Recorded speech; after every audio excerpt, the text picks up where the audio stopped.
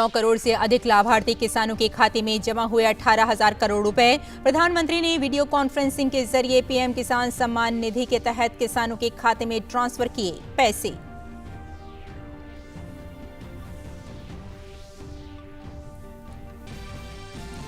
प्रधानमंत्री नरेंद्र मोदी ने देश भर के किसानों से किया संवाद। कहा, पहले की सरकारों की नीतियों के कारण छोटे किसानों की हालत हुई और खराब। जनता की ओर से नकारे गए दल किसानों को कर रहे हैं गुमराह।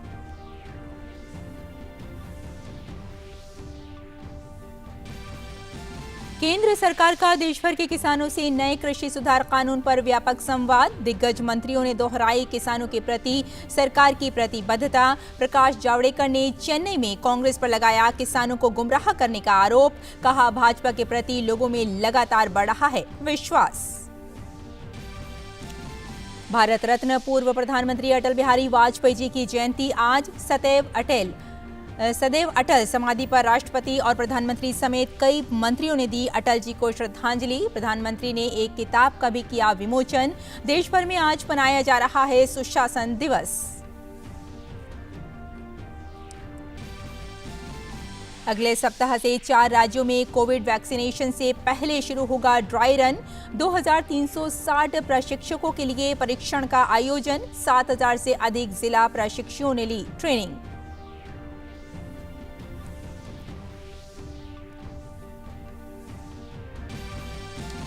दुनिया भर में क्रिसमस की धूम। गिरजाघरों में विशेष प्रार्थनाओं का आयोजन। रोशनी से जगमगाए चर्च। प्रधानमंत्री नरेंद्र मोदी ने दी लोगों को क्रिसमस की बधाई। पोप फ्रांसिस ने अनुयायियों से किया गरीबों की मदद करने का आह्वान।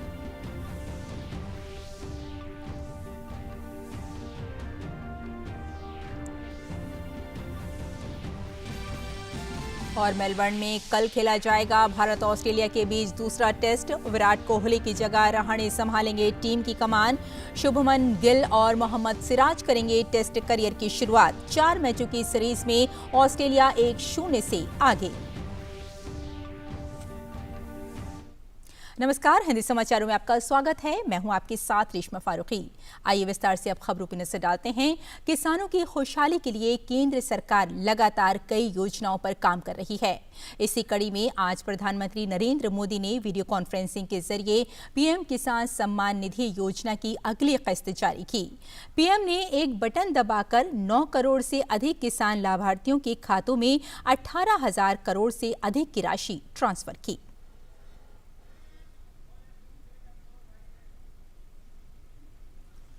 जब से ये योजना शुरू हुई है तब से 1,10,000 करोड़ रुपए से ज्यादा 1,10,000 करोड़ रुपए से ज्यादा किसानों के खाते में पहुंच चुके हैं। और यही तो गुड गवर्नेंस है। यही तो गुड गवर्नेंस टेक्नोलॉजी के द्वारा उपयोग किया गया है। 18,000 करोड़ से ज्यादा रुपए पल भर में, कुछ ही पल में सीधे किसानों के बैंक खातों में जमा हो गए हैं। कोई कमीशन नहीं, कोई कट नहीं, कोई हेराफेरी नहीं। टेक्नोलॉजी का इस्तेमाल करते हुए पीएम किसान सम्मान योजना में ये सुनिश्चित किया गया है कि लीकेज न हो। राज्य सरकारों के माध्यम से किसानों का ऑनलाइन रजिस्ट्रेशन होने के बाद उनके आधार नंबर और बैंक खातों का वेरिफिकेशन होने के बाद इस व्यवस्था का निर्माण हुआ है। इस मौके पर प्रधानमंत्री ने एक बेहद महत्वपूर्ण बात कही। उन्होंने बताया कि जिन कृषि सुधारों को देश ने आगे बढ़ाया है उसके सूत्रधार पूर्व प्रधानमंत्री अटल जी थे। प्रधानमंत्री ग्राम सड़क योजना हो या फिर स्वर्णिम चतुर्भुज योजना हो, अंत्योदय अन्न योजना हो या फिर सर्व शिक्षा अभियान हो, राष्ट्र जीवन में सार्थक बदलाव लाने वाले अनेक कदम अटल जी ने उठाए। आज पूरा देश उनको स्मरण कर रहा है, अटल जी को नमन कर रहा है। आज जिन कृषि सुधारों को देश ने जमीन पर उतारा है, उनके सूत्रधार भी एक प्रकार से अटल बिहारी वाजपेयी भी थे। प्रधानमंत्री नरेंद्र मोदी ने नए सुधार कानून का जिक्र करते हुए कहा कि किसानों के पास अब देश के किसी भी हिस्से में फसल बेचने का अधिकार है। आप अपनी फसल को जहां चाहे आप निर्णय करके बेच सकते हैं। आपको जहां सही दाम मिले आप वहां पर उपज बेच सकते हैं। आप न्यूनतम समर्थन मूल्य यानी एमएसपी पर अपनी उपज बेचना चाहते हैं, आप उसे बेच सकते हैं। आप मंडी में अपनी उपज बेचना चाहते हैं, आप बेच सकते हैं। आप अपनी उपज का निर्यात करना चाहते हैं, आप निर्यात कर सकते हैं। आप उसे व्यापारी को बेचना चाहते हैं, आप बेच सकते हैं। आप अपनी उपज दूसरे राज्य में बेचना चाहते हैं, आप बेच सकते हैं। आप पूरे गांव के किसानों को एफपीओ के माध्यम से इकट्ठा कर अपनी पूरी उपज को एक साथ बेचना चाहते हैं, आप बेच सकते हैं। आप बिस्किट, चिप्स, जैम, दूसरे कंज्यूमर उत्पादों की वैल्यू चेन का हिस्सा बनना चाहते हो, आप ये भी कर सकते हैं। देश के किसान को इतने अधिकार मिल रहे हैं, तो इसमें गलत क्या है? पीएम ने नए कृषि कानून के संबंध में कहा कि किसानों की अच्छी उपज के लिए किसानों को बाजार की मांग के हिसाब से उनके दाम मिलेंगे। अच्छी उपज के लिए सुविधाएं किसानों के दरवाजे पर उपलब्ध करवाएगा। एग्रीमेंट करने वाला व्यक्ति बाजार की ट्रेंड से पूरी तरह वाकिफ रहेगा और इसी के अनुरूप हमारे किसानों को बाजार की मांग के हिसाब से काम करने में मदद करेगा। अब आपको मैं एक और स्थिति बताता हूं। अगर किसी वजह से, किसी परेशानी की वजह से किसान की उपज अच्छी नहीं होती या फिर बर्बाद हो जाती है, तो भी ये याद रखिए, तो भी जिसने एग्रीमेंट किया है उसको, किसान को उपज का जो दाम निर्धारित हुआ था वो उसको देना ही पड़ेगा। एग्रीमेंट करने वाला अपने एग्रीमेंट को अपनी मर्जी से खत्म नहीं कर सकता है। लेकिन दूसरी तरफ अगर किसान एग्रीमेंट को किसी भी वजह से खत्म करना चाहता है तो किसान कर सकता है। पीएम ने कहा कि सरकार एमएसपी पर उपज की रिकॉर्ड खरीदी कर रही है और उसी का नतीजा है कि किसानों की जेब में न्यूनतम समर्थन मूल्य का रिकॉर्ड पैसा पहुंच रहा है। हम आज एमएसपी पर रिकॉर्ड सरकारी खरीद कर रहे हैं।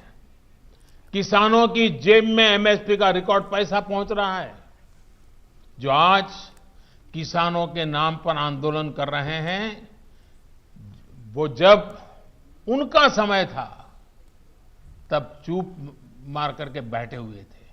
ये जितने लोग आंदोलन चला रहे हैं ना, ये उस सरकार के हिस्सेदार थे, समर्थन करते थे। और यही लोग स्वामीनाथन कमेटी की रिपोर्ट के ऊपर बैठ गए थे, सालों तक बैठ गए थे। हमने आकर के निकाला। फसल बेचने के लिए किसान के पास सिर्फ एक मंडी नहीं, बल्कि उसको विकल्प मिलना चाहिए, बाजार मिलना चाहिए।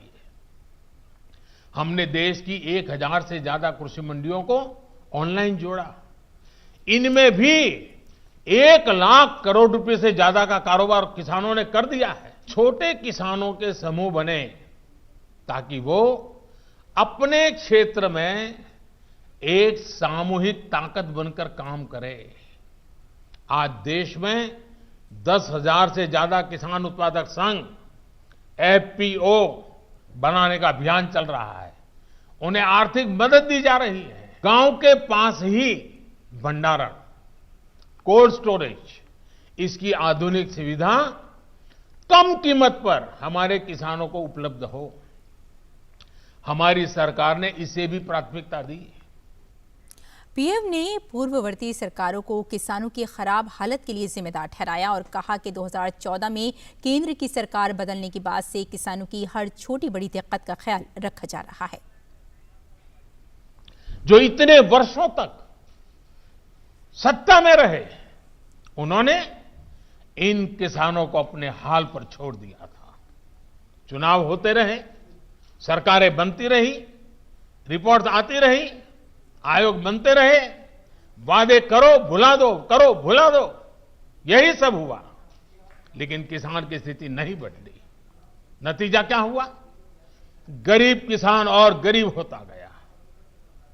क्या देश में इस स्थिति को बदलना आवश्यक नहीं था? मेरे किसान भाइयों और बहनों, 2014 में सरकार बनने के बाद हमारी सरकार ने नई अप्रोच के साथ काम करना शुरू किया। हमने देश के किसान की छोटी छोटी दिक्कतों और कृषि के आधुनिकीकरण, उसे भविष्य की जरूरतों के लिए तैयार करने, दोनों पर एक साथ ध्यान दिया। हम बहुत सुनते थे। प्रधानमंत्री ने कृषि कानून का विरोध करने वालों से कहा कि उनकी सरकार किसान हित में उनसे भी बात करने को तैयार है, लेकिन ये बात सिर्फ मुद्दों पर होगी, तर्क और तथ्यों पर होगी। पीएम ने किसानों से भी अपील की कि वो किसी के बहकावे में न आए, बल्कि तथ्यों के आधार पर सोच विचार करें। मैं आज फिर एक बार नम्रता के साथ उन लोगों को भी जो हमारे घोर विरोध करने पर तुले हुए, उनको भी कहता हूं, मैं नम्रता के साथ कहता हूं, हमारी सरकार किसान हित में उनसे भी बात करने के लिए तैयार है, लेकिन बात मुद्दों पर होगी, तर्क और तथ्यों पर होगी। साथियों, हम देश के अन्नदाता को उन्नत करने के लिए हर संभव प्रयास कर रहे हैं। सिर्फ आत्मनिर्भर किसान ही आत्मनिर्भर भारत की नींव डाल सकता है। मेरे देश के किसानों से आग्रह है, किसी के बहकावे में न आए, किसी के झूठ को न स्वीकारे, तर्क और तथ्य के आधार बनाकर ही सोचे विचारे। प्रधानमंत्री ने पश्चिम बंगाल की सरकार से पूछा कि आखिर क्यों वहां की सरकार किसानों को प्रधानमंत्री किसान सम्मान निधि योजना का लाभ नहीं दे रही है। जो लोग 30 साल तक बंगाल में राज करते थे, एक ऐसी राजनीतिक विचारधारा को लेकर के बंगाल को कहां से कहां लाकर के उन्होंने हालत करके रखी है, सारा देश जानता है। और ममता जी के 15 साल पुराने भाषण सुनोगे तो पता चलेगा कि इस राजनीतिक विचारधारा ने बंगाल को कितना बर्बाद कर दिया था। अब ये कैसे लोग हैं? बंगाल में उनकी पार्टी है, उनका संगठन है, 30 साल सरकार चलाई है, कितने लोग होंगे उनके पास? एक बार भी इन लोगों ने किसानों को ये 2000 रुपया मिलने वाला कार्यक्रम है, बंगाल के अंदर कोई आंदोलन नहीं चलाया।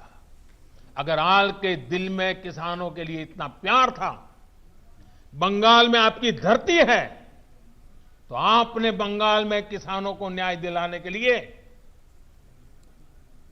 प्रधानमंत्री किसान सम्मान योजना के पैसे किसानों को मिले, इसके लिए क्यों आंदोलन नहीं किए?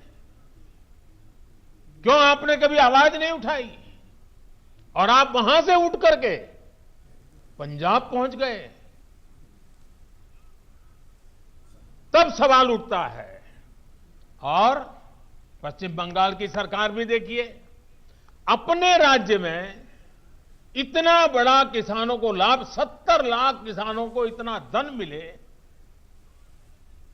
हजारों करोड़ रुपया मिले, वो देने में उनको राजनीति आड़े आती है। लेकिन वही पंजाब जाकर के जो लोग के साथ वो बंगाल में लड़ाई लड़ते हैं, यहां आकर के उनसे गुपचुप करते हैं। क्या देश की जनता इस खेल को नहीं जानती है? प्रधानमंत्री ने वामपंथी दलों को भी निशाने पर लिया और कहा कि इन्हीं लोगों ने पश्चिम बंगाल का बंटाधार किया और अब केरल में एपीएमसी एक्ट लागू नहीं करके किसानों के साथ धोखा कर रहे हैं। जो दल पश्चिम बंगाल में किसानों के हित पर कुछ नहीं बोलते, वो यहां दिल्ली के नागरिकों को परेशान करने पर लगे हुए हैं, देश की अर्थनीति को बर्बाद करने पर लगे हुए हैं, और वो भी किसान के नाम पर। वही दल, वही झंडे वाले, वही विचारधारा वाले जिन्होंने बंगाल को बर्बाद किया। केरल के अंदर उनकी सरकार है। इसके पहले जो 50 साल 60 साल तक देश पर राज करते थे, उनकी सरकार थी। केरल में एपीएमसी नहीं है, मंडियां नहीं है। मैं जरा इनको पूछता हूं, यहां फोटो निकालने के कार्यक्रम करते हैं, अरे केरल में आंदोलन करके वहां तो एपीएमसी चालू करवाओ। पंजाब के किसानों को गुमराह करने के लिए आपके पास समय है। केरल के अंदर यह व्यवस्था नहीं है। अगर ये व्यवस्था अच्छी है तो केरल में क्यों नहीं है? पीएम ने असम, जम्मू कश्मीर और राजस्थान में हुए पंचायत चुनावों का जिक्र करते हुए कहा कि किसानों ने यहां बैलेट बॉक्स के जरिए बता दिया है कि वो नए कृषि कानून के साथ हैं। पिछले दिनों अनेक राज्य, चाहे असम हो या इधर राजस्थान हो, जम्मू कश्मीर हो, पंचायतों के चुनाव हुए। इनमें प्रमुखतया ग्रामीण क्षेत्र के लोगों को ही वोट देना होता है, एक प्रकार से किसान को ही वोट देना होता है। इतना गुमराह करने वाला का खेल चलता था, इतना बड़ा आंदोलन का नाम दिया जा रहा था, हो हल्ला किया जाता था, लेकिन इसी के अगल बगल में जहां जहां चुनाव हुए हैं, उन गांवों के किसानों ने ये आंदोलन चलाने वाले जो इतने लोग थे उनको नकार दिया है, पराजित कर दिया है। ये भी एक प्रकार से उन्होंने बैलेट बॉक्स के द्वारा ये नए कानूनों को खुला समर्थन किया है। पीएम ने विरोधियों पर हमला बोलते हुए कहा कि वो जनता की ओर से नकारे जाने के बाद तरह तरह से लोकप्रियता बटोरने की कोशिश कर रहे हैं, लेकिन उनकी पोल खुल चुकी है। इस राजनीतिक प्रवाह में जब देश की जनता ने उन्होंने नकार दिया है, तो कुछ न कुछ ऐसे इवेंट कर रहे हैं, इवेंट मैनेजमेंट हो रहा है, ताकि कोई सेल्फी ले ले, कोई फोटो छप जाए, कहीं टीवी पर दिखाई दे और उनकी राजनीति चलती जाए। अब देश ने उन लोगों को भी देख लिया है, ये देश के सामने एक्सपोज हो गए हैं। ये लोग लोकतंत्र के किसी पैमाने को, किसी पैरामीटर को मानने को तैयार नहीं है। इन्हें सिर्फ अपना लाभ, अपना स्वार्थ नजर आ रहा है। और मैं जितनी बातें बता रहा हूं किसानों के लिए नहीं बोल रहा हूं। किसानों के नाम पर अपने झंडे लेकर के जो खेल खेल रहे हैं, अब उनको ये सच सुनना पड़ेगा। अखबारों और मीडिया में जगह बनाकर राजनीतिक मैदान में खुद के जिंदा रहने की जड़ी बूटी खोज रहे हैं, लेकिन देश का किसान उनको पहचान गया है। अब देश का किसान उनको ये जड़ी बूटी कभी देने वाला नहीं है। प्रधानमंत्री ने इस मौके पर 6 राज्यों के किसानों से संवाद भी किया और उनके अनुभव जाने और सरकार की बात भी उनके सामने रखी। किसानों ने सरकार की नीतियों का समर्थन किया। मेरा नाम गणेश राजेंद्र भोसले है। मैं महाराष्ट्र के लातूर जिले के औसा तालुका के मातुला गांव का रहवासी हूं। अभी मेरे पास 3 हेक्टेयर जमीन है, जिस पर मैं सोयाबीन और तूर की फसल का उपयोग करता हूं। अच्छा, फसल बीमा योजना का कोई लाभ कभी लिए हैं आपने? फसल बीमा योजना से जुड़े हैं आप? हाँ सर जी, मैं बहुत सालों से फसल बीमा योजना से जुड़ा हूं। कल मौसम में 2019 के मौसम में मैंने प्रधानमंत्री पीक फसल योजना बीमा में मैंने लाभ लिया है। कितना लाभ मिला, कितने पैसे मिले आपको? मैंने 2019 को प्रधानमंत्री फसल योजना में 2580 रुपए का प्रीमियम किया था। 54,000 रुपए का राशि मिला है। यानी इंश्योरेंस आपने कंपनी 2,500 रुपया दिया था और 54,000 रुपया मिला। 54,315 रुपए का मुझे राशि मिला सर। तो ये सब गांव वालों को मालूम है?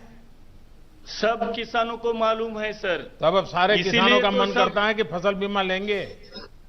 हाँ सर, सभी किसान भाई मेरे साथ आप प्रधानमंत्री पीक फसल योजना से जुड़े हुए। देखिए, मुझे बहुत खुशी हुई कि आपने, और ये बहुत अच्छी स्कीम है। हाँ, उससे हर किसान को फायदा हो रहा है सर जी। अच्छा लगा, आपने सारी योजनाओं का लाभ लिया है, मैं आपका अभिनंदन करता हूं। और कृषि मंत्री नरेंद्र सिंह तोमर ने कहा कि पीएम किसान सम्मान निधि योजना के तहत पूरी राशि किसानों के खातों में पहुंच रही है। ये केंद्र सरकार की किसानों को सीधा लाभ पहुंचाने वाली योजना है। इस योजना के क्रियान्वयन में ना कोई बिचौलिया है, ना कोई दलाल है। हम सब जानते हैं कि एक समय था जब देश के तत्कालीन प्रधानमंत्री यह कहा करते थे कि हम 100 रुपए केंद्र से भेजते हैं तो 15 रुपए गांव में जाते जाते बचते हैं। लेकिन आज मोदी जी के नेतृत्व में हम यह दावे के साथ कह सकते हैं कि आज 18,098 करोड़ रुपया नरेंद्र मोदी जी की सरकार भेजेगी तो पूरा का पूरा पैसा किसान के खाते में पहुंचेगा। एक तरफ जहां प्रधानमंत्री ने आज पीएम किसान सम्मान निधि की अगली किस्त जारी की, वहीं दूसरी ओर आज देश भर में केंद्रीय मंत्री नए कृषि कानून पर किसानों के साथ व्यापक संवाद कर रहे हैं और कानून के फायदे भी बता रहे हैं। रक्षा मंत्री राजनाथ सिंह ने दिल्ली के द्वारका में नए कृषि कानून के पक्ष में कहा कि सरकार किसी भी सूरत में एमएसपी खत्म नहीं कर रही है। गलतफहमी पैदा की जा रही है। मिनिमम सपोर्ट प्राइस समाप्त कर दी जाएगी। हमारे प्रधानमंत्री ने बार बार कहा है और आज किसान भाइयों के बीच खड़े होकर यह किसान का बेटा बहनों भाइयों वचन दे रहा है, किसी भी सूरत में मिनिमम सपोर्ट प्राइस समाप्त नहीं होगी। हम आपको पूरी तरह से विश्वास दिलाते हैं, यकीन दिलाते हैं। अरे मैं डंके की चोट पर कहता हूं, जब जब भारत में आर्थिक मंदी आई है, जब भारत में आर्थिक मंदी आई है, आर्थिक मंदी से इस भारत को संभालने का काम यदि किसी ने किया है तो इस देश के किसान ने किया है। बहनों भाइयों, हमने वह कई ऐसे अवसर देखे हैं जब भारत में आर्थिक मंदी आई है। कहा जाता है कि मंडी समाप्त कर दी जाएगी। बहनों भाइयों, मंडी व्यवस्था होनी चाहिए। शरद पवार जी जो आज इसका विरोध कर रहे हैं, वह भी जब कृषि मंत्री थे, उन्होंने सभी राज्य के मुख्यमंत्रियों को पत्र लिखा था कि इस एपीएमसी एक्ट को स्वीकार करो, मंडी की व्यवस्था अपने यहां करो। उसको भी हम लोगों ने मान लिया।